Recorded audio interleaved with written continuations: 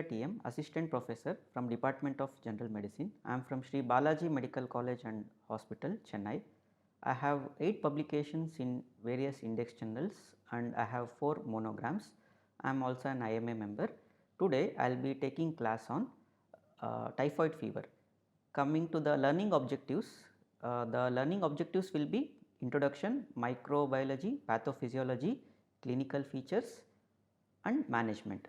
Coming to the introduction, enteric fever is systemic infection by Salmonella enterica serover typhi and paratyphi of A, B and C. Salmonella typhi causes typhoid fever, Salmonella paratyphi causes paratyphoid fever, which is usually milder. Spread through fecal-oral route and it is a major global public health problem. It can be life threatening if untreated. Coming to the microbiology, it belongs to family Enterobacteriaceae. It is gram negative, motile, non-lactose fermenting bacilli, facultative intracellular pathogen. It possesses VI antigen, which is capsular polysaccharide and aids in immune evasion. It is acid sensitive, needs large inoculum to cause infection and it survives in contaminated water or food. Coming to the global epidemiology, estimated cases are 9 to 14 million cases per year and there are more than 1 lakh deaths annually. It is endemic in South Asia, Sub-Saharan Africa countries. Children and young adults are mostly affected and it is rising incidence of antimicrobial resistance, which are MDR and XDR strains. Outbreaks associated with unsafe water supply, poor sanitation and crowded living condition is again a challenge. Coming to the epidemiology of India, it is hyperendemic especially in urban slums and peri-urban areas. Seasonal peaks are during summer and monsoon times. Typhi predominates, but paratyphi incidence is increasing day by day. Contributing factors are unsafe drinking water, inadequate sewage disposal and food contamination by street vendors. Coming to the pathophysiology, ingestion of contaminated food and water, the bacteria survive gastric acid, invade the small intestine and affects the Peyer's patches. It enters the lymphatics, then goes to the bloodstream, which causes primary bacteremia. There is seeding of the reticuloendothelial system like liver, spleen and bone marrow, and secondary bacteremia can cause systemic manifestations. There will be mucosal necrosis, ulceration as a complication which affects the terminal ileum. Coming to the immune response and host factors, infection triggers strong innate and adaptive immune response. Chronic carriers harbors organisms in gallbladder, especially with the gallstones. The VI antigen suppresses neutrophil chemotaxis and complement activation. Partial immunity after recovery, again they can have reinfection in such cases. Higher severity in malnourished and immunocompromised patients is again seen. Coming to the clinical features, incubation period is 7 to 14 days and it can stretch up to 60 days. There is gradual onset of sustained fever, headache, malaise, anorexia, abdominal discomfort, constipation or diarrhea is common. Relative bradycardia, which is Faggot sign, is commonly observed and tongue can be coated and you can observe hepatosplenomegaly. Rose spots is seen in 30% of the fair skinned patients and paratyphoid is usually milder. Clinical course of untreated cases. In week 1 we can see rising stepladder fever, bacteremia, relative bradycardia, dry cough and headache is common. In week 2 there will be high sustained fever, abdominal pain, distension, splenomegaly, rose spots, leukopenia and relative bradycardia.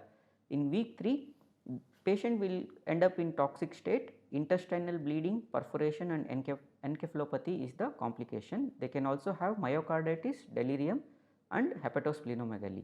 In week 4 patient will end up in complications. Coming to the complications. So, there are so many complications, I list out some of them.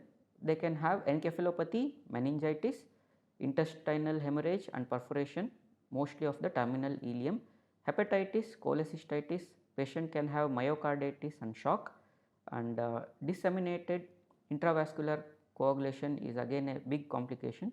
Some cases can relapse and some of them can turn into chronic carrier state, especially in women who are more than 40 years of age with gallstones. Coming to the differential diagnosis, we have to rule out malaria, dengue fever, leptospirosis, rickettsial infections, viral hepatitis, brucellosis, septicemia of other causes and COVID-19 infection. Coming to the investigation, the basic labs, CBC will show leukopenia, which is very common, mild anemia and relative lymphocytosis. LFT can show mild elevation of transaminases. ESR and CRP can be elevated. Blood culture, which is most sensitive in first week of illness. Stool or urine culture can become positive later. Bone marrow culture has got highest sensitivity, and chest X-ray and ultrasound if complication is suspected.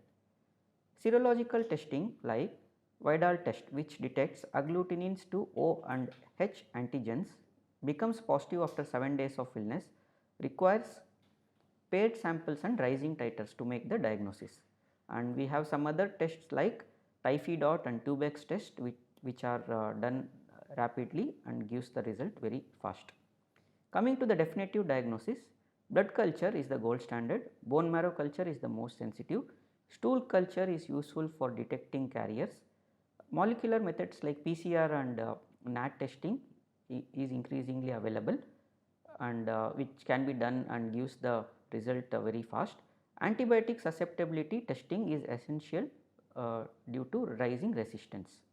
Coming to the management principles, early diagnosis and prompt antibiotic therapy is the treatment goal. Supportive measures like hydration, nutrition and antipyretics needs to be emphasized. Monitor for complications like GI bleed, perforation, shock. Antibiotic selection guided by local resistance pattern needs to be followed.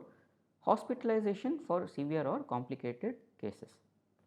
Now coming to the antibiotic therapy of uncomplicated cases, we can use ciprofloxacin 500 mg per oral 2 times a day for 7 to 10 days if the strain is sensitive. Azithromycin 500 mg to 1000 mg per oral daily 5 to 7 days, widely used empirically in South Asia. Cefixime to 20 mg per kg per day divided doses for 7 to 14 days is an alternative choice, and the choice depends on regional resistance data. Coming to the antibiotic therapy of complicated or severe disease, ceftriaxone 2 gram IV daily for 10 to 14 days is preferred. Cefotaxime can be used as an alternative agent. Azithromycin IV in some regimens are being tried.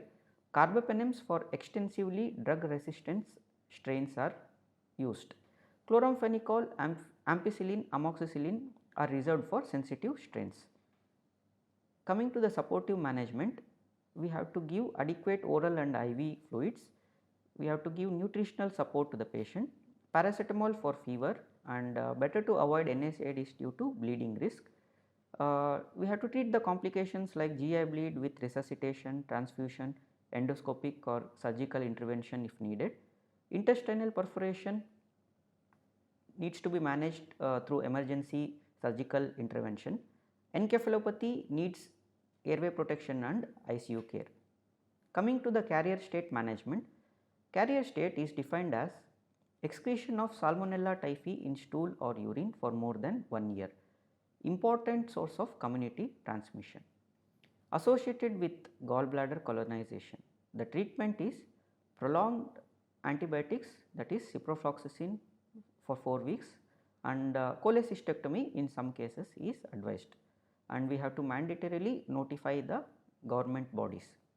Coming to the prognosis, with proper therapy, mortality is less than 1%, without treatment mortality is 10 to 30%.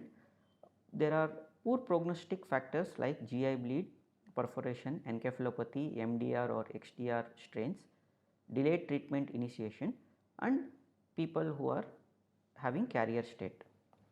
Coming to the prevention and control, safe drinking water and sanitation needs to be practiced.